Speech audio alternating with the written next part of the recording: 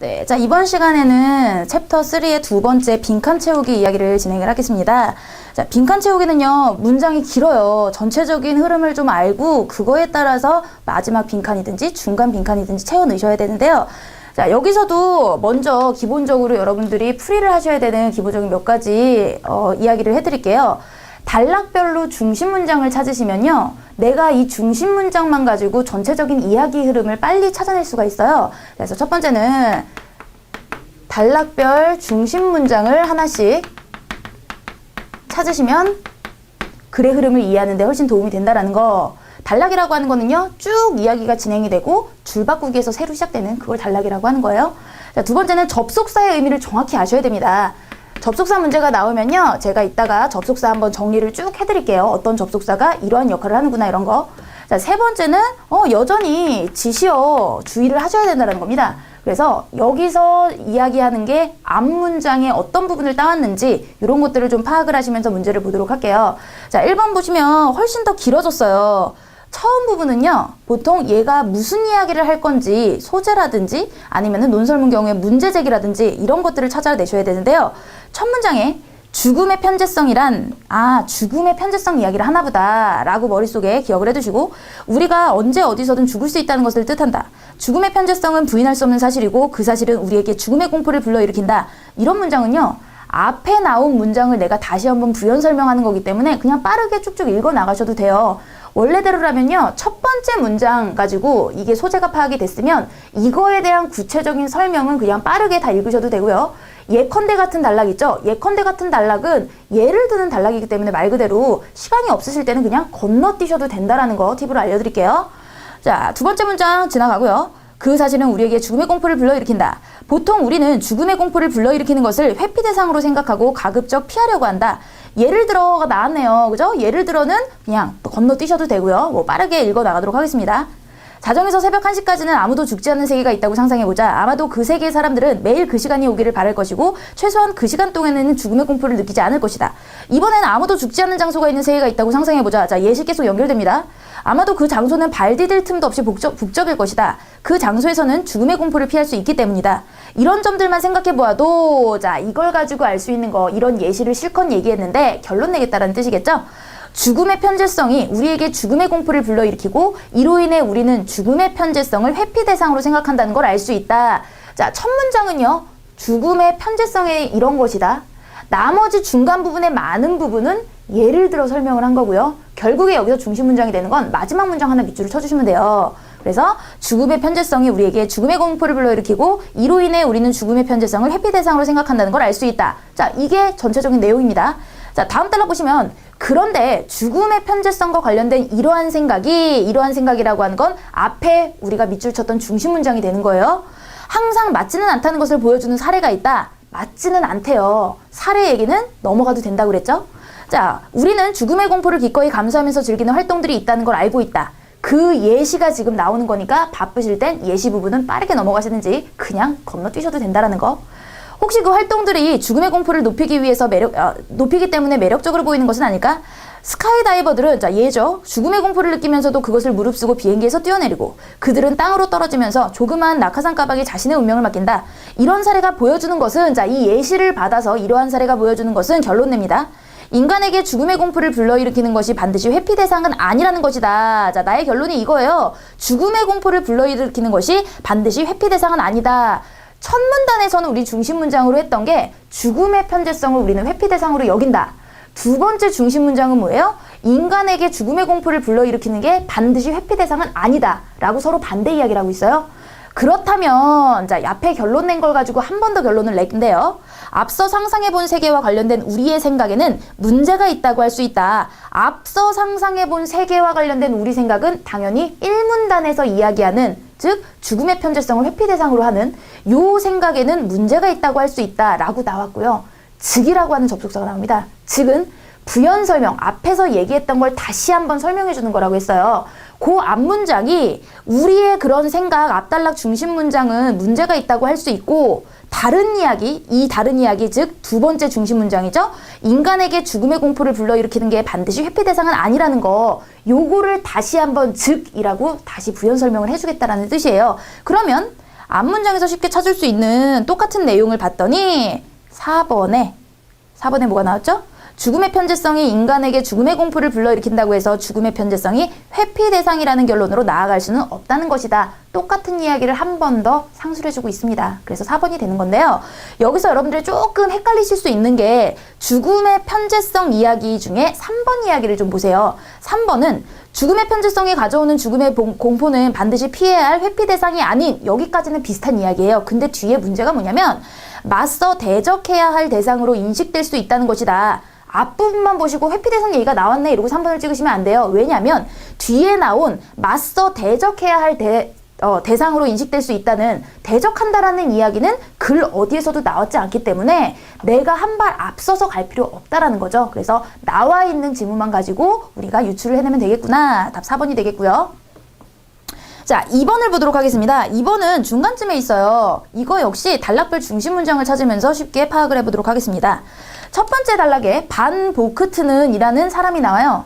히틀러나 스탈린 등으로부터 확신인간이라는 인간상을 만들어냈다. 자, 따옴표가 나오고 새로운 개념이 나오면요, 이 개념을 반드시 다음 단락에서 설명을 해줘야 돼요. 왜냐면 우리가 모르는 개념이 나왔다라고 한다면은 그거에 대해서 내가 설명을 할 거야. 어떤 의미를 부여할 거라 라는 이야기이기 때문에 확신인간이라는 인간상을 만들어냈다라는 게 우선 요거에 대한 나중에 설명이 나온다라는 걸 기억을 해두시고, 그는 이들의 비인도적인 행위에 대해 이렇게 묻는다. 이런 인간의 행동에 깔려있는 동기는 도대체 무엇인가? 자기와 생각이 다른 사람들을 부정직하거나 나쁜 사람이라고 단정하는데 그러한 단정은 도대체 어디에 근거하는가? 마음속 깊이 자기는 한 점의 잘못도 범하지 않는 신이라고 믿는 것은 아닌가? 자, 이렇게 반 보크트가 이야기한 내용은 사실 그렇게 중요하지 않아요. 왜냐면 이 사람의 이야기를 줄줄 풀어놓는 것보다는 이 사람이 요런 인간상을 만들어냈어 라고 하는 것을 인용을 해서 따온 거거든요. 자, 그래서 어쨌든 첫 번째 줄 밑줄을 치고 들어가야 되겠죠? 반 보크트는 확신인간이라는 인간상을 만들어냈다라는 겁니다. 자, 두 번째 단락을 봤더니 반 보크트는 확신인간은 이상주의자라고 지적한다. 그죠? 확신인간에 대해서 한 번 더 설명을 했어요. 이상주의자래요. 나머진 그거에 대한 설명일 거예요, 분명. 이들은 자기만의 고립된 정신세계에 살면서 현실의 다양한 측면이 자신의 세계와 어긋나고 부딪힐 때 이를 무시하려 안간힘을 쓴다. 힘을 쥐게 되면 이들은 자신이 그리는 이상적인 세계의 틀에 맞추어 현실을 막 멋대로 조정하려 한다. 아, 이상주의자들이고 얘네가 마지막 줄에 뭐라고 그랬어요? 자기 틀에 맞지 않으면 멋대로 조정하려 하는구나. 자기가 힘을 가지게 되면. 세 번째 단락 봤더니 그러나 앞부분에서 얘기했던 걸 반대되는 이야기를 할 거래요. 확신인간도 아내나 자기와 밀접한 관계에 있는 사람이 그를 버리면 한순간에 심리적 공황 상태에 빠져버리는 경향이 있다. 이런 상황에 이르면 그는 완전히 기가 꺾여 앞으로는 행실을 고치겠다고 약속한다. 하지만 자, 그럼 앞부분 내용은 중요하지 않았어요. 그렇게 해도 상황이 원래대로 복구되지 않으면 알코올 중독에 빠지거나 마약에 손을 대며 최악의 경우 자살에 이르기도 한다. 그에게 있어 근본 문제는 자기 감정을 통제하지 못한다는 것과 뿌리 깊은 열등감이다. 확신인간의 문제점이 뭐냐? 원인이 뭐냐? 감정 통제가 안 되고 열등감이 있다라는 겁니다. 자, 원인 분석을 했습니다. 서로 가령 이런 뜻이에요. 예를 든다라는 거예요. 중요하지 않은 문장이겠죠, 사실. 외형적으로 성공한다 하더라도 그러한 성공이 마음속 깊은 근원적 문제에까지 영향을 미치지는 못한다. 자, 앞부분 그러니까 서로 앞에 있는 문장에 밑줄을 쳐놔야 되는 거예요. 자, 그 다음 문장을 봤더니 자, 새롭게 시작되는 문장인데 자, 그 두 번째 문장을 볼게요. 인간은 누구나 현실 사회에서 특히 타인과의 관계에서 자제심을 배울 수밖에 없다. 자제심 얘기가 갑자기 나왔고요. 그러나 이들은 쉽게 자제심을 잃고 미친 사람처럼 행동한다. 자, 여기 나오는 이들이 누구겠어요? 당연히 앞부분, 요 비어있는 첫 문장에 나오는 이들이겠죠? 자, 이들 여기서 나올 수 있는 주어는 확신인간들밖에 없습니다. 계속 그 이야기를 했기 때문이겠죠? 그래서 확신인간들은 쉽게 자제심을 잃고 미친 사람처럼 행동한다. 근데 그러나라는 역접의 접속사를 가지고 이야기가 진행이 돼요. 그럼 앞부분에는 요 반대 이야기가 나와야 되겠다. 즉, 확신인간은 자제를 잘 못한다. 그죠? 확신인간의 특성 중에 자제를 못하는구나. 그 이야기가 진행이 돼야 타인과의 관계에서 자제심을 배울 수밖에 없는데 이들은 자제심을 잃고 미친 사람처럼 행동을 한다가 이어지는 겁니다. 자, 그러면 아래 보기 중에서 확신인간의 특성 중에서 자제심을 잃는 부분, 자제심을 제대로 가지고 있지 못하다라는 내용을 한번 쓱 살펴봤더니 4번이 타인에 의해 통제받지 않으려고 하는 성격적 특징, 타인에 의해 통제 안 되는 자제심이 없는 이런 비슷한 문장으로 가져올 수 있는 거예요. 나머지는 1번은 생물학적 본능 이야기인데 이거는 본능에서 나오는 게 아니라 확신 인간이 가진 특성, 그죠? 자기의 성격을 이야기하는 거니까 어울리지 않고요. 갑작스러운 상황에서 우발적으로 발생한다. 우발적으로 발생한다는 경향이 있다랑 그 다음에 나온 타인과의 관계에서 자제심을 배울 수밖에 없다랑은 서로 연결이 되기엔 좀 무리해 있죠. 자, 세 번째 역시 자신의 주변인들을 통제하려고 하는 성격적 특징이 있다라고 얘기했는데 주변인을 통제하려는 게 아니라 얘네 확신인간들 자체가 통제를 스스로 하지 못한다라는 이야기로 진행이 돼야 되는 거죠. 그렇기 때문에 4번 통제받으려고 하지 않는 본인의 성격을 가지고 있다. 근데 인간은 타인 간의 관계에서 자제심을 배워야 한다. 하지만 이들은 쉽게 자제심을 잃고 미친 사람처럼 행동한다. 그 뒷부분은 이게 문제가 되는 이유에 대해서 줄줄줄 설명을 하고 있는 겁니다. 그래서 가장 비슷한 얘기 4번 얘기가 오면 되겠구나 보시면 되겠고요. 자, 3번 이야기를 보도록 하겠습니다. 3번은 3단락이네요. 그래서 두 번째 단락에 첫 번째 가로가 들어있는데 사회는 다양한 가치와 목적을 가지고 상이한 이익을 추구하는 개인들의 집합이다. 사람들은 여러 유형의 결사를 통해 자신의 이해관계를 최적화 극대화하며 또한 그 속에서 개인과 가족을 넘어서 사회적 친화를 도모한다. 따라서 개인은 문장에서 따라서라고 나오면요. 이 문단 자체에 결론을 냈구나 라고 생각을 하실 수가 있어요. 밑줄 치면서 들어가시면 됩니다. 따라서 개인은 자발적이든 비자발적이든 다양한 층위의 사회적 결사에 참여할 수밖에 없다. 자, 개인이 어쨌든 사회적인 결사에 참여한다라는 게 처음에 나온 이야기예요. 두 번째 문단을 봤더니 그런데 두 번째 문단의 두 번째 문장부터 그런데 이러한 연고에 대한 집착이 너무 강력한 나머지 이러한 연고라고 하는 단어가 나왔어요. 그러면 1문단의 연고 이야기는 없으니까 비어있는 요 앞문장에 연고에 관한 설명이 나와야 되겠구나. 자, 그렇게 생각을 하고 아래 1, 2, 3, 4번을 보시면 연고 이야기가 어디 나오냐면요. 2번에 혈연, 지연, 학연 등 요게 바로 연고죠. 서로 연결이 되는. 그래서 2번 얘기구나 쉽게 생각을 할 수 있습니다. 자, 3문단은요. 종친의 향후의 동문회 같은 연고 이야기를 받아서 좀 더 구체적으로 설명을 하면서 하지만이 나왔죠. 근데 이러한 연고주의 이런 수준으로 확대하는 데는 기여하면 물론 계급 계층 간 융화와 공동체적 신뢰를 강화하는 계기가 되기도 한다라고 연고주의의 긍정적인 면에서 다시 이야기를 하네요. 3문단. 그래서 우리는 3문단을 보기 전에 이미 2문단에 이 문장을 가지고 연고라고 하는 걸 가지고 앞문장에서 받아야 하므로 연고주의 이야기가 나오겠구나. 자, 그래서 2번이구나. 체크하고 넘어갈 수 있습니다. 자, 4번은 첫 문장부터 비어 있어요. 그리고 다행인 것은 한 문단밖에 안 된다라는 거죠. 자, 두 번째 문장을 한번 보겠습니다. 도시는 생활 공간이 좁기 때문에 많은 집들이 몹시 근접하여 있고 그것도 부족하여 이웃집이 상하 좌우로 있게 된다. 우리 집들이 근접해 있구나. 이 얘기를 하고 있어요. 이러한 물리적 이웃이 이 이러한이라고 하는 건 두 번째 문장을 받아주는 거겠죠?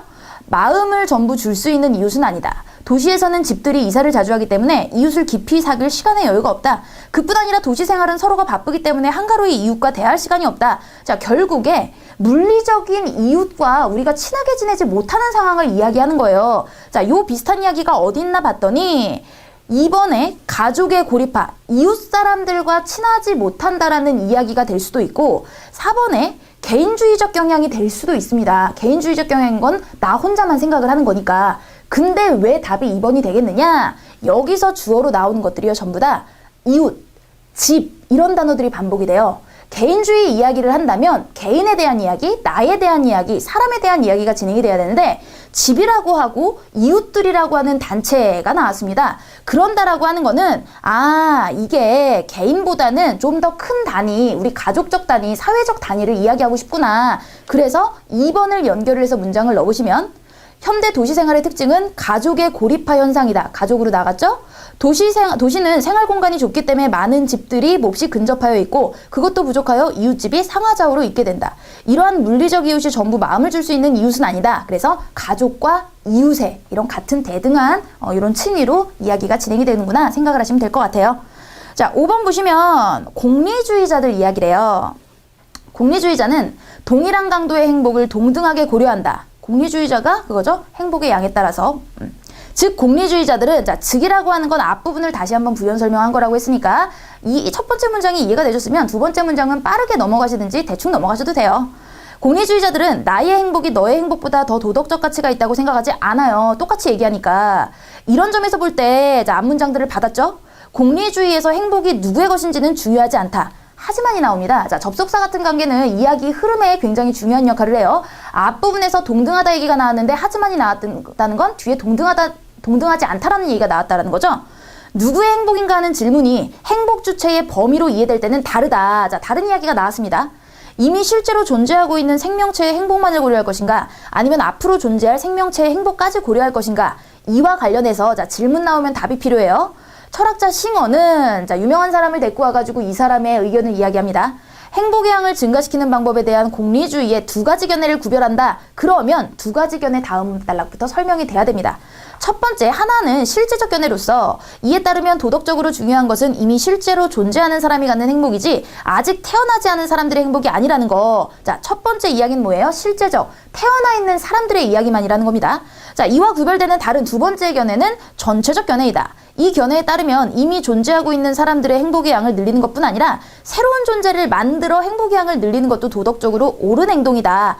왜냐하면 자, 이 왜냐하면은 앞 문장에 나온 두 번째 전체적 견해의 이야기를 한 번 더 이유를 들어 설명을 하겠다라는 겁니다. 자, 두 번째 이야기가 뭐였죠? 새로운 존재를 만들어 기존의 존재뿐만이 아니라 새로운 존재를 만들어 전체 양을 늘리는 게 중요하다라는 거예요. 거기 왜냐하면이 나오면 기본적으로 우리가 가지고 있는 태어나 있는 사람들의 이야기 행복의 양은 정해져 있고 전체 양을 늘리려고 한다면 새로운 사람의 행복의 양이 늘어나야 전체 양이 늘어나는 거니까 공리주의 입장에서는. 자, 그래서 새로운 아이들이 태어나야 전체 양이 느니까 그 이야기가 어딨나 봤더니 2번에 실제로 존재하는 사람들의 불행과 아직 태어나지 않은 사람들의 행복은 상쇄될 수 있기 때문이다. 그러니까 기존의 사람들의 행복이 이만큼이라면 불행도 분명히 있을 거란 말이에요. 공리주의자는 양적으로 측정을 하기 때문에 얘네가 불행하면 전체 행복은 줄어들겠죠. 이 줄어드는 만큼을 새로운 사람들이 태어나서 그들의 행복으로 채워줄 수 있다는 거죠. 그래야 전체적으로 공리주의자가 얘기하는 행복의 양이 늘 수가 있으니까요. 자, 그래서 2번 이야기가 되겠구나. 나머지를 왜 아닌지 확인을 좀 해보시면요. 1번 같은 경우는 사회나 제도의 완벽 얘기를 하고 있어요. 공리주의는요, 사회적인 제도나 이런 사회, 제도 이런 이야기를 하고 있지 않고요. 도덕적인 이야기를 하고 있습니다. 왜? 도덕적인 이야기, 이게 바로 개인의 행복, 도덕이 필요 없어요. 개인의 행복이 중요하다라고 이야기하는 겁니다. 자, 세 번째는요. 태어나지 않은 사람들의 행복은 실제로 존재하는 사람들의 행복과 동일한 가치가 있기 때문이다. 태어나지 않은 사람들과 실제 존재하는 사람들의 행복이 같다라는 이야기는 이 이야기에서 끌어낼 수 없는 거죠. 왜? 행복의 양을 늘리는 거에 대한 이야기를 하고 싶은 거기 때문이죠. 4번에 존재하고 있는 사람들의 행복엔 한계가 있지만 태어나지 않은 사람들의 행복은 무한하기 때문이다. 이런 이야기도 등장을 할 수가 없죠. 어떻게 태어나지 않은 사람들의 행복이 무한할 수 있겠어요. 나오지 않은 얘기를 유추해서 생각하지는 말아주시라는 거. 자, 6번째 얘기를 보시면 아리스토텔레스 이야기가 나옵니다. 아리스토텔레스가 정의의 중요한 기준을 평등의 개념으로 파악한 이후에 정의와 평등의 관계에 대한 고찰은 여러 측면에서 전개되었다. 자, 그러면 여기서 중요한 건 뭐냐면요. 정의와 평등의 관계에 대해서 설명을 하겠다는 뜻이에요. 그 대표적인 예로, 자, 예라고 하는 거는 그렇게 중요하지 않다고 했어요. 이에 관한 보위와 사이먼의 논의를 들 수 있겠다. 이들은 정의를 평등한 결과, 평등한 대우 및 평등한 권리라는 세 가지 측면에서 분석한다라고 나왔습니다. 세 가지 측면에서 분석할 거야 라고 하면은요. 다음 단락부터 순서대로 한 단락씩 할애를 해가지고 설명을 한다. 이걸 기본적으로 생각을 하시면 돼요. 그러니까 병렬적으로 첫 번째는 평등한 결과, 단락. 두 번째는 평등한 대우. 세 번째는 평등한 권리라는 측면에서 분석을 할 건데 우리가 어떤 단락을 이야기할 때 병렬식이라고 얘기하는 건 여기서 이야기가 끝나고 여기서 새로운 이야기 끝나고 여기서 새로운 이야기를 끝난다라는 단락 구성으로 진행이 된다라는 뜻이에요. 다음 단락은 당연히 첫 번째 얘기한 평등의 결과 얘기니까 사실 이 평등한 결과 얘기는 우리가 볼 필요가 없는 거죠. 가로가 여기 있는 게 아니니까요. 다음 단락을 보시면 프랑케나 브란트 등은 평등한 대우, 즉 두 번째 설명하겠다고 하는 평등한 대우 이야기가 나오니까 우리는 좀 더 빠르게 표현을 하자면 평등한 결과 단락은 빼고 읽어도 되겠구나 생각을 하시면 되겠죠. 자, 그러면 우리 마지막 단락만 한번 볼게요. 프랑케나 브란트 등은 평등한 대우를 강조한다. 예상했던 대로죠. 그러나 서로 다른 상황에 처해 있거나 다른 소질을 가진 사람들을 평등하게 대우한다는 견해에도 문제는 있다. 문제점을 이야기하고 있습니다. 예컨대 예를 들었네요. 범죄자의 협박을 받고 있는 시민은 다른 사람들보다 더 큰 보호를 필요로 한다. 따라서 즉 예컨대 앞문장에 연결이 되는 결과예요. 그 앞문장이 뭐였냐면 평등하게 대우하는 견해에는 문제가 있답니다. 즉 평등할 수 없는 경우가 있어. 즉 평등하지 않아야 돼 라고 이야기를 해야 되겠죠. 평등하지 않다라는 이야기 나올 수 있는 게 4번이겠죠. 정의는 평등한 대우의 원리에 근거한 불평등한 보호를 통해 이루어진다. 즉 다른 말로 바꾼 거예요. 평등하면 안 돼. 오히려 그런 경우가 있어. 평등하지 말아야 해. 불평등해야 해 라고 바꿔줄 수 있는 거죠. 그래서 4번에 불평등을 통해서 이루어진다 라고 우리는 빠르게 구할 수 있는 겁니다. 자, 7번 보시면 단어 이야기예요. 문장 사이의 관계만 좀 파악을 하시면 되는데 우리가 습관적으로 관용적으로 쓰는 단어들이 있어요.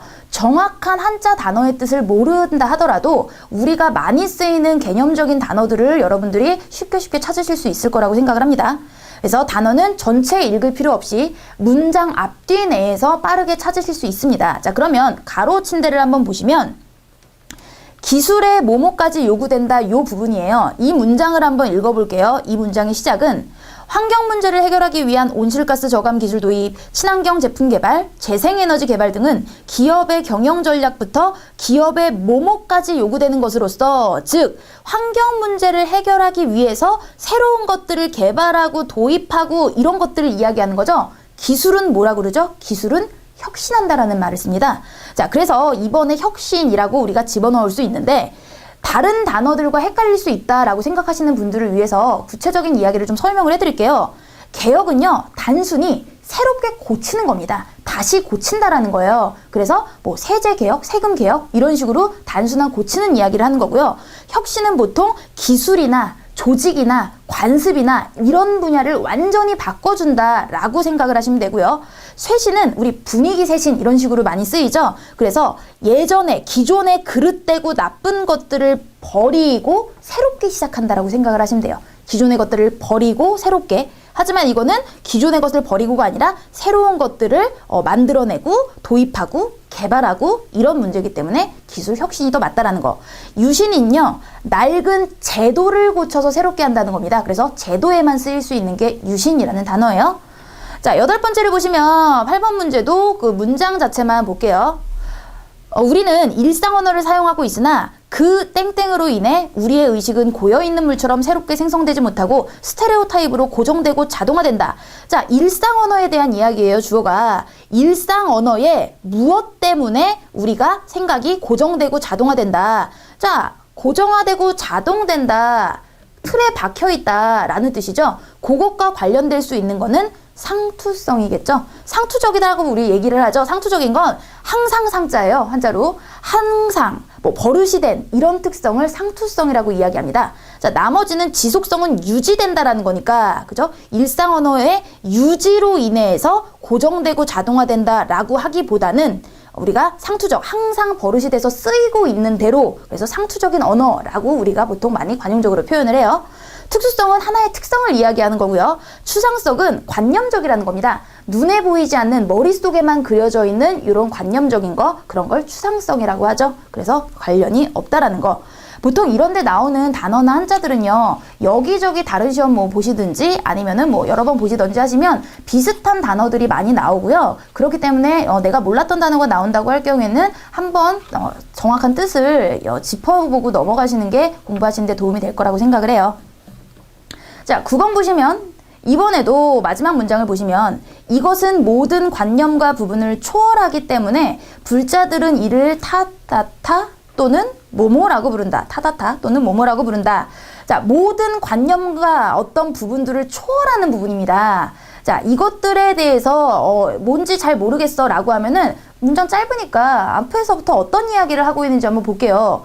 동양의 전통 사상은 끊임없이 근원적이고 눈에 보이지 않는 현상, 모든 사물들이 그 자신을 표명하며 또한 그 안에 모든 사물들이 분물을 이루고 있다는 것에 주목한다. 근원적인 게 중요하답니다. 이것을 힌두교에선 브라만이라고 하고 불교에선 이렇게 부르고 이런 부분이라고 하는구나. 첫 문장에 나온 요 근원적이라고 하는 부분에 대해서 다른 말로 요렇게 표현을 한다라는 구조예요. 그러니까 불자들은 타다타 또는 근원적인 거를 뭐라고 표현하겠어요? 근원에 가까운 거 본질, 근본 본자죠? 그래서 4번이 되겠습니다. 뭐 나머지는 앞에서 나왔던 이야기니까 뭐 단어 설명할 거 딱히 없을 것 같고요. 자, 10번 보시면 굉장히 짧아요. 한번 읽어볼게요. 각 지방자치단체들은 지역의 발전과 경제 활성화를 위한 방안으로 공공기관 유치에 팔을 걷어붙이고 있다. 이들은 부지의 무상공급과 같은 이런 조건까지 제시를 한대요. 부지를 무상공급 공짜로 준대요. 이게 얼마나 파격적입니까? 그래서 파격적인 조건이구나. 자, 적절한 것과 보기에 나온 알맞은 것들은요 비슷한 의미예요. 딱 맞는 뭐 이런 의미겠죠. 안일하다라는 건 편안함을 추구하던지 아니면은 편안하게만 생각해서 관심을 두지 않는다라든지 이런 거기 때문에 들어갈 수 없는 보기가 되겠죠.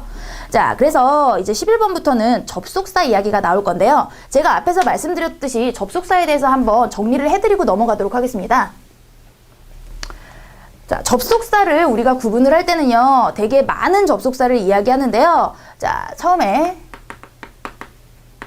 전환의 접속사가 있어요. 이야기를 바꿔준다라는 거죠, 초점을. 예를 들면 이런 겁니다. 자, 뭐 그런데, 뭐 그러면, 아무튼 뭐 이런 것들이요. 그래서 앞에 내용에서 다음 내용으로 내용을 전환시켜 주는구나. 전환의 접속사 이런 것들이 있을 테고, 두 번째는 대립의 접속사입니다. 대립의 접속사라고 하는 거는요, 앞에 내용을 부정을 하는 거예요. 앞 내용을 부정. 예를 들면 어떤 게 있겠습니까?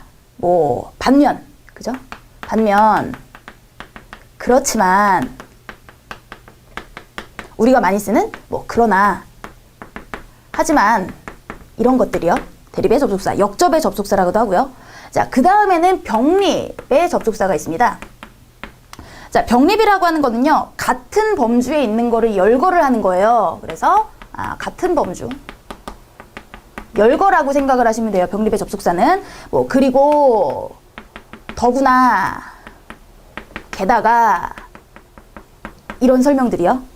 자, 그 다음에는 귀결의 접속사인데요. 귀결의 접속사라고 하는 거는 결론 낸다라는 겁니다. 결론이나 내가 마지막으로 정리를 한다는 거죠. 자, 귀결의 접속사를 보시면 뭐 그렇다면, 그래서,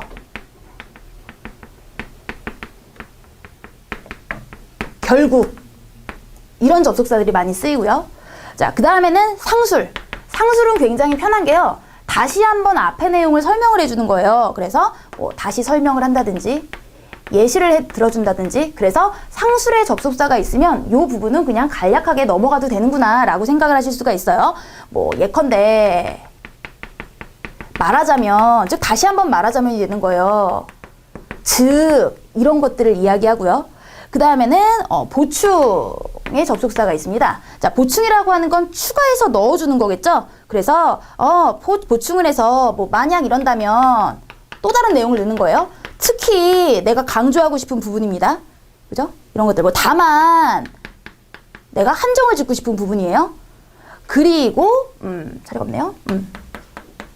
전개의 접속사가 있는데요. 전개라고 하는 거는 훨씬 더 심화된 이야기를 하는 겁니다. 자, 훨씬 심화된 이야기를 하고 있다고 생각을 하시면 돼요. 그래서 뭐 그리고 더구나, 그래서 요런 부분들. 그래서 여러분들이 대충 요런 의미를 가지고 있는 접속사들이구나 한번 익혀두시면 훨씬 구하는데 빠른 시간 내에 구할 수 있겠죠. 자, 그러면 요거를 바탕으로 우리 11번부터 접속사 문제를 한번 풀어보도록 하겠습니다. 자, 11번 보시면 문장이 긴데요. 접속사 문제를 문장을 다 읽고 푸시는 것도 뭐 물론 좋겠지만 우리는 시간 단축을 위해서 앞뒤 문장의 관계를 가지고 보면은 훨씬 빨리 풀 수 있다라고 생각이 들어요. 그래서 앞뒤 문장만 가지고 한번 보는 연습을 해볼게요. 자, 앞에 문장을 봤더니 가로 앞에 문장. 현실의 세계에서는 상식적으로 불가능한 사건들이 신화의 세계에서는 아무렇지도 않게 전개된다. 자, 주어 서술어 보면은 상식적인 게 신화에선 아무렇지도 않다가 된 거고요. 이 접속사 뒤에 신화는 현실적인 이야기가 아닌 상상 속의 이야기일 뿐이라고 치부돼 왔다. 즉, 신화의 세계에서는 아무렇지도 않게 전개되는데 왜냐하면 신화는 현실적인 이야기가 아닌 상상 속의 이야기라고 치부돼 왔기 때문이라는 거예요. 그래서 앞에 문장과 뒤에 문장이 근거가 되는 겁니다. 자, 근거. 인과관계를 이야기하는 거죠. 그래서 인과관계에 관련된 거는 그래서 자, 그럼 넣어서 한번 읽어볼까요? 현실의 세계에서는 상식적으로 불가능한 사건들이 신화의 세계에서는 아무렇지도 않게 전개된다. 그래서 신화는 현실적인 이야기가 아닌 상상 속의 이야기일 뿐이라고 치부돼 왔다. 라고 이야기를 하는 겁니다. 그 다음 문장은 뭐 하지만부터 다른 이야기가 진행이 되겠죠. 자, 그럼 12번은 짧으니까 자, 요거 같은 경우에는요 그냥 단어 문제인데요. 무슨 깊은 나무는 바람에 흔들리지 않으며 샘이 깊은 물은 어떻게 마르지 않는다. 대꾸의 방법을 썼어요. 그러면 주어나 서술어의 관계가 서로 짝을 이루면서 대등하게 이어져 있다라는 뜻입니다. 자, 우리 이거 사실 많이 봤잖아요. 용비어천가에 나오는 부분이죠. 뿌리 깊은 나무는 바람에 흔들리지 않고 샘이 깊은 물은 가뭄에 마르지 않는다. 그래서 여기서 봤더니 모두 뿌리와 가뭄이긴 한데 올바른 조사를 사용한 겁니다. 자연스럽게 읽히는 걸 고르시면 돼요. 뿌리가 깊은 나무, 주어가 돼야 되죠. 샘이와 똑같은 주어가 와야 되는 자리니까 주어를 나타내는 조사, 뭐뭐이, 뭐뭐가가 되는 겁니다. 그래서 뿌리가 깊은 나무는 바람에 흔들리지 않으며 샘이 깊은 물은 자 바람에와 똑같은 자리예요. 가뭄에도 마르지 않는다. 그래서 부서어를 만들어주는 그런 그런 조사가 오면 되는구나. 그래서 쉽게 우리 4번이라고 풀 수 있고요. 자, 13번을 보시면 약 1만 년 전 농업 이야기인데요. 자, 가로의 앞 문장을 봤더니 그러나부터 시작이 되네요.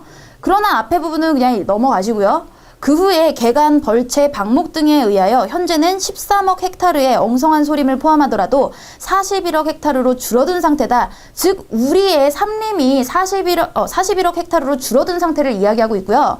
그 다음 문장은 그 산림마저도 질적인 면에서 볼 때 몇 번이나 거듭된 화전으로 간신히 재생된 재생림, 연료재료용으로서 조성된 상록수림 등 이전과는 비교할 수 없을 정도로 저하되었다. 즉 줄어든 상태를 한 번 더 구체적으로 이야기를 해주고 있어요. 그러면 앞의 이야기와 뒤의 이야기가 서로 연결이 되는구나. 같은 동의의 이야기를 하고 있구나. 그래서 게다가 같은 이야기를 하는 거겠죠. 그래서 4번이 되겠고, 자 14번 같은 경우에는 뒷부분에 있네요. 이것도 앞부분 문장을 먼저 보도록 할게요. 가로의 앞문장.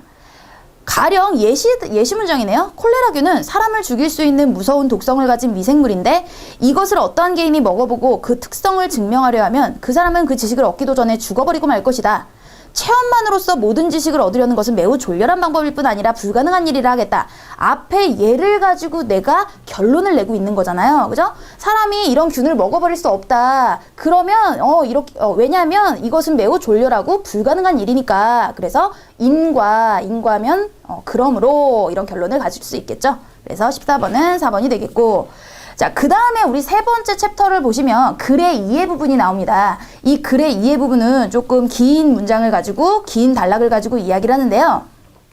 자, 이런 식으로 제가 글의 이해 부분을 이야기할 때 중심 내용을 찾을 수 있는 몇 가지 이 팁을 좀 알려드리도록 하겠습니다.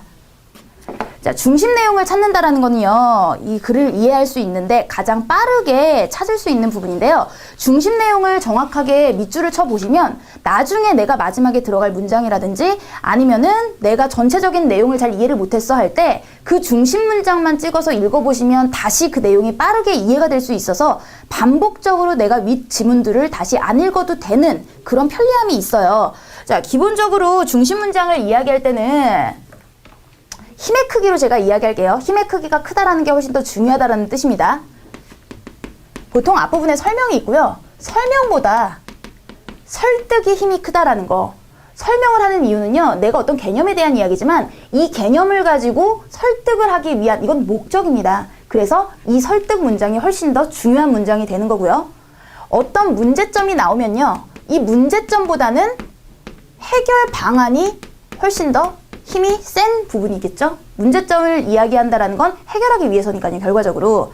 자, 그 다음에 어떤 일화나 사실 같은 것들이 나오면요, 이거보다 사실은 그거에 대한 평설 혹은 개념, 이 일화, 이 사실을 통해서 알 수 있는 개념, 요게 훨씬 더 중요하다라는 거.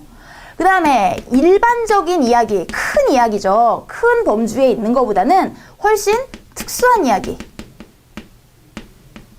특수한 이야기가 훨씬 더 중심 문장이 될 수 있다는 거.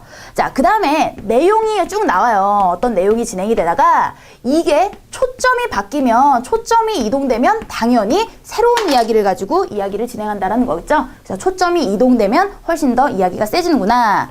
자, 전제라고 하는 거는요, 이야기를 할 때 바탕에 깔려있는 것들입니다. 사실이라고 믿어지는 그런 것들이죠. 자, 이 전제를 통해서 우리는 결론을 얻어내기 때문에 전제보다는 결론이 힘이 세다라는 거. 그리고 우리가 사실이나 어떤 통념, 누구나 알 수 있는 혹은 어떤 원리, 이런 것보다는 비판하는 게 힘이 세고, 이 비판을 통해서 우리가 얻어낼 수 있는 결론이 훨씬 더 힘이 세다라는, 요런 전체적인 문장은 이렇게 쓰여지는구나 구조를 아시면 중심 문장 찾는데 훨씬 빠른 팁이 될 거라고 생각을 합니다. 자, 그럼 요런 것들을 기본적으로 머릿속에 넣어두시고 글의 이해 문제를 보도록 할게요. 자, 글의 이해 문제는요, 크게 세 가지로 나뉩니다.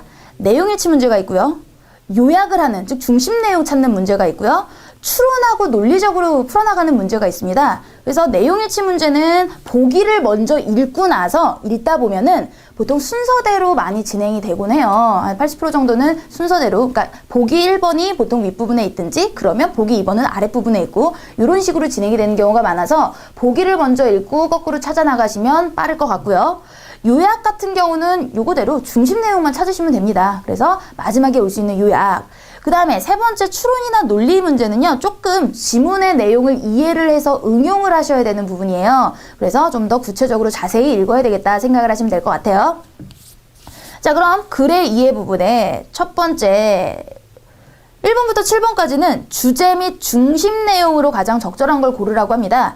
주제와 중심 내용은요, 소재를 알아야 되고요, 반복되는 단어를 생각을 해보셔야 되고, 결론 단락, 그 다음에 강조된 단어가 무엇인지 이런 몇 가지들을 살펴보시면 훨씬 같은 내용을 얘가 반복적으로 이렇게 이야기하고 있구나 이해하시기가 편할 거예요.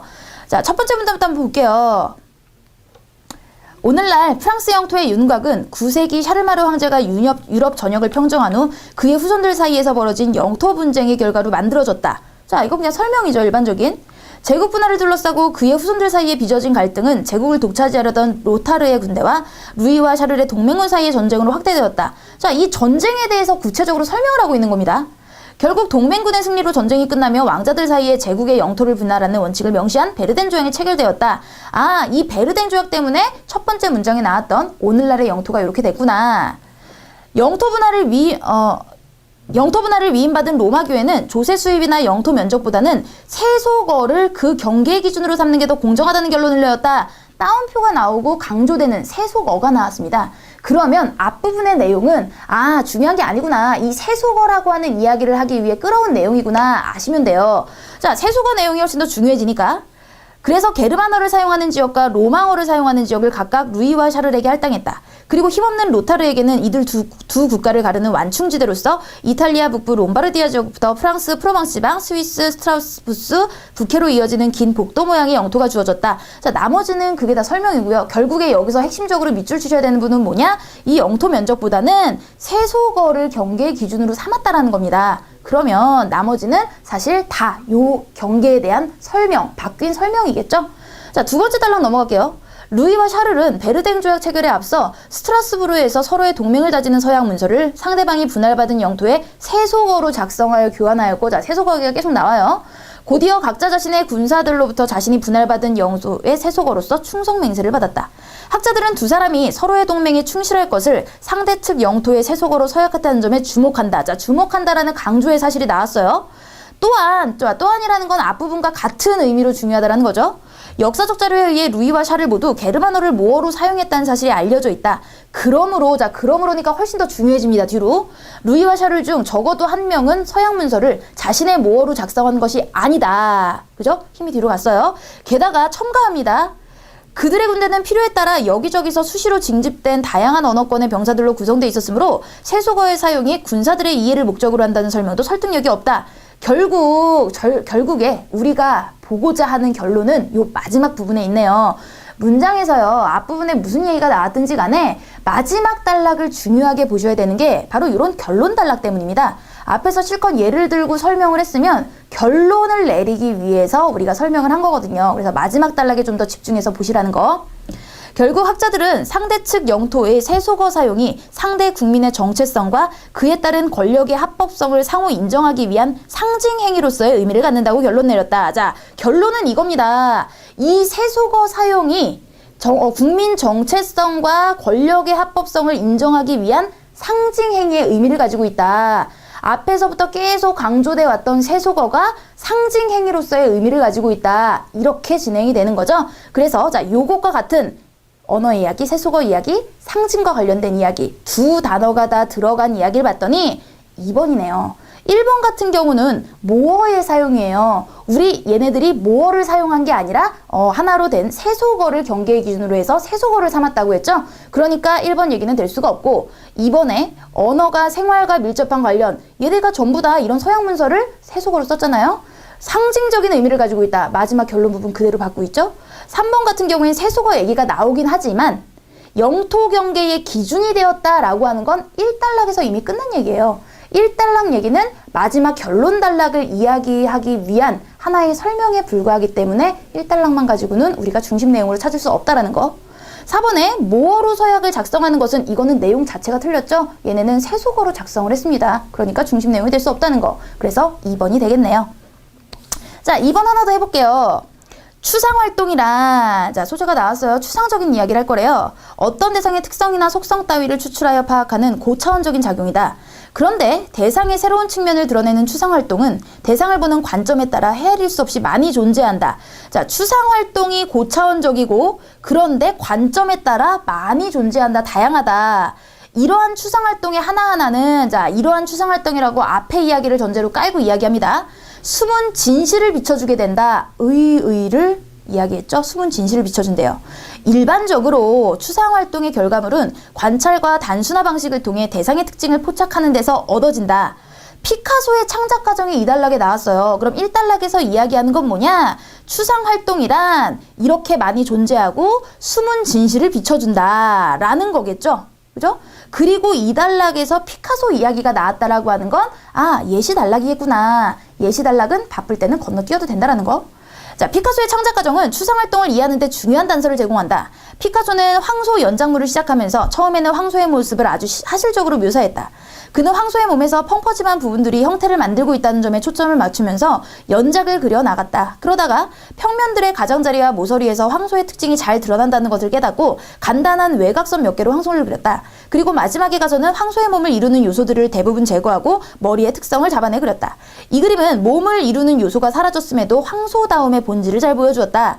피카소에게 황소다움이란 몸의 형태나 크기에 있는 것이 아니라 뿔처럼 아주 단순한 것에 깃들어 있었던 것이다. 자, 따옴표로 황소다움이라는 걸 강조했습니다. 자세히 그리지 않아도 황소다움, 본질을 드러낼 수 있다는 걸 피카소를 예로 들어서 설명하는 단락이니까 바쁠 때는 건너뛰어도 된다는 거. 자, 그럼 마지막 단락을 볼게요. 마지막 단락 결론 단락이니까 중요하다고 보시면 되겠죠. 이처럼 피카소는, 자, 피카소의 의미에 대해서 한 번 더 설명을 할게요. 대상을 관찰하는 것이 어떤 예술가에게든 가장 우선적으로 해야 하는 중요한 일임을 강조했고, 이거는 앞에 쓸데없는 이문단을 한번 받아서 설명을 한 거일 뿐이고요. 피카소는 많은 사람들이 저지르는 실수 중 하나로 현실을 무시하면서 추상화를 그리는 것에 대해 언급한 바 있다. 그는 추상화를 그리려는 다른 화가들에게 추상에 도달하기 위해서 항상 구체적, 실제로부터 시작해야 한다 라고 이야기를 합니다. 무엇인가 실제가 있는 것에서 출발해야만 나중에 실제의 흔적들을 제거해 나가더라도 그 오브제가 표방하는 이념이 사라지지 않으니까 라고 조언을 했네요. 결국에 피카소 이야기를 한 거는 피카소가 말하고 있는 추상에 대한 개념들이 다 얘의 한 말로 집약이 될 수 있다는 거예요. 얘가 한 말 뭐죠? 추상에 도달하기 위해선 구체적인 실제로부터 시작을 해야 된다. 자, 그것과 똑같은 이야기를 한번 찾아보자면 추상활동에 대해서 이야기를 했고 그것을 피카소가 이야기한 구체적 실제로부터 시작을 해야 된다. 연결을 지을 수 있는 걸 봤더니 3번이 되겠네요. 구체적 실제에 대한 관찰을 시작으로 그걸 바탕으로 특징을 밝혀내야 된다. 그래야 이 단락에서 예를 들었던 황소의 본질다움, 황소다움을 찾아낼 수 있으니까 이런 예시랑도 연결이 되죠. 자, 그 다음에 3번 내용을 한번 보도록 하겠습니다. 컴퓨터 이야기가 나오네요. 컴퓨터의 발달로 정보가 디지털화되고 인터넷이 확산되고 있다. 사람들은 각종 단말기를 사용하여 일상적으로 인터넷에 접속함으로써 서로 소통하거나 다양한 지식과 정보들을 검색할 수 있게 되었다. 그런데 이러한 것들이 우리 삶의 질을 향상해주는 것인지에 대해서는 고민이 필요하다라고 하는 문제 제기가 나왔습니다. 그러면 이 문제에 대해서 얘가 원인 분석을 하든지 뭐 해결을 하든지 하겠구나. 그래서 중심 문장은 마지막 이러한 것들, 즉 컴퓨터 발달로 인한 이러한 것들이 우리 삶의 질을 향상해주는 것인지 의문을 제기했어요. 그럼 그렇지 않다라는 게 바로 이 글쓴이의 중심 생각이 되겠죠. 이 단락을 보시면 요즘 정보사회의 새로운 문제로 등장한 것이 바로 정보 과잉 현상이라고 따옴표를 넣어서 강조를 했습니다. 예전에는 어디에서 필요한 정보를 찾을지 몰라 고생했다면 지금은 오히려 정보가 너무 많아 문제가 된다. 자, 이 따옴표 정보 과잉에 대한 그냥 구체적인 설명이에요. 우리가 접하는 엄청난 양의 정보에는 우리에게 유익한 것도 있지만 데이터 스노우라고 할 만큼 불필요한 정보도 가득하다. 한 번 더 설명한 겁니다. 전혀 중요하지 않아요. 그렇기 때문에 필요한 정보를 찾기 위해서는 오히려 많은 시간이 걸리기도 하며 검색된 정보가 유용한 것인지 가려내는 것도 쉽지 않다. 즉, 두 번째 단락의 첫 번째 정보 과잉 현상 때문에 이러한 문제가 있다라고 문제 분석을 하고 있습니다. 자, 세 번째 단락을 봤더니 정보 과잉으로 인해 현대인들은 업그레이드 강박증이라는 새로운 스트레스에 시달린다. 즉, 정보 과잉에 대해서 한 번 더 구체화시켜서 하나 더 나아간 업그레이드 강박증이라는 이야기까지 나왔어요. 사람들은 끊임없이 새로운 정보를 추구하며 이를 위해 정보기술의 발달에도 민감해지고 있다. 그리하여 잠시라도 인터넷 통신망에서 벗어나면 정보에 뒤처진다는 정보 불안의식이 확산되고 있는 것이다. 중심 문장만 첫 문장으로 제대로 찾으시면요. 나머지 문장은 그냥 빠르게 대충 넘어가셔도 돼요. 근데 여기선 찾기가 쉬운 게 강조하고 싶은 부분을 따옴표로 묶어줬죠? 그러니까 첫 문장 이렇게 읽어 나가시면 훨씬 빠르게 우리가 중심 문장을 찾을 수 있다는 거예요. 자, 다음 단락 봤더니 또한으로 다음 단락이 이어집니다. 즉, 열거된다라는 거예요. 앞에 단락이 구체화를 했다면 요 뒤에 단락도 새로운 구체화를 한다라는 거. 정보 과잉으로 인해, 그죠? 2단락에서 얘기했던 정보 과잉 현상을 3단락에서 업그레이드 강박증이라는 이런 새로운 구체적인 이야기를 집어냈고요. 또 2단락에서 얘기한 정보 과잉을 한 번 더 구체화해서 또한 정보 과잉으로 이렇게 연결이 되는 겁니다. 현대인들은 엄청난 양의 정보를 수용하지 못해 자신의 관심거리에만 몰두하려고 한다. 그리고 자신의 관심거리에 대해 소수의 친밀한 사람들과만의 소통하려는 경향을 보인다. 더 나아가 무의식적인 인터넷 접속은 대면적 인간관계 횟수를 줄어들게 하여 개인들의 삶을 화면 앞에 고립시키기도 한다. 과거에는 정보를 어떻게 하면 많이 생산할 것인가에 주목했지만 지금은 앞에 부사어는 빼고 읽으셔도 된다고 그랬죠? 지금은 정보를 어떻게 하면 효율적으로 활용할 수 있을 것인가에 대해 고민해야 한다. 주장이 나왔네요. 그죠? 지금은 중요한 게 뭐야? 효율적으로 활용할 수 있는 방안에 대해서 고민하자가 되는 겁니다. 특히 정보의 양보다 질에 초점을 맞추어 필요한 정보를 검색하고 이를 선별하여 활용하는 능력을 키워야 한다. 해결 방안까지 나왔어요. 앞부분에서 이런 문제점이 정보 과잉 현상과 이러이러한 문제점을 만들어냈다면 제가 말씀드렸죠? 문제점은 해결 방안을 이야기하기 위한 발판이다. 그래서 해결 방안이 훨씬 중요하다. 여기 해결 방안이 나왔네요. 효율적으로 활용할 수 있을 것에 대해 고민을 하고 그 다음에 선별하여 활용하는 능력을 키워야 한다는 겁니다. 중심 문장이. 그래야 무엇보다 정보나 정보기술에 쫓기는 삶이 아닌 주체가 되는 삶이 될 것이니까 이 마지막 문장은 그냥 설명이죠. 자, 그러면 여기에 핵심 마지막 단락의 중심 문장과 연결되는 이 문장을 아래서 골라보시면 이번에 정보 과잉되는 현대사회의 문제점으로 지적을 했죠. 자신에게 필요한 양질의 정보를 선별하는 능력을 키워야 한다라는 자기 주장이 된 겁니다. 앞부분에서 실컷 사실을 얘기했다 하더라도 뒷부분에서 자기 중심 생각, 의견이 나오면 모든 힘이 뒤로 간다고 그랬죠. 그래서 여기서는 문제와 그걸 해결할 수 있는 자기의 의견을 제시한 2번이 정답이 되겠네요. 자, 그리고 우리 오늘 시간에서는 요 3번까지만 진행을 하도록 하고요. 요 문장들이 전부 다 길고 제가 하나하나 풀어드리려고 생각을 했더니 이 뒷부분은 다음 시간, 다음 강에서 연결해서 풀어드리는 게 훨씬 더 빠르게 이야기가 진행이 될 수 있을 것 같아서 오늘은 여기까지 3번까지 진행을 하고요. 다음 강에서 제가 요 뒷부분 연결해가지고 진행을 해드리도록 하겠습니다.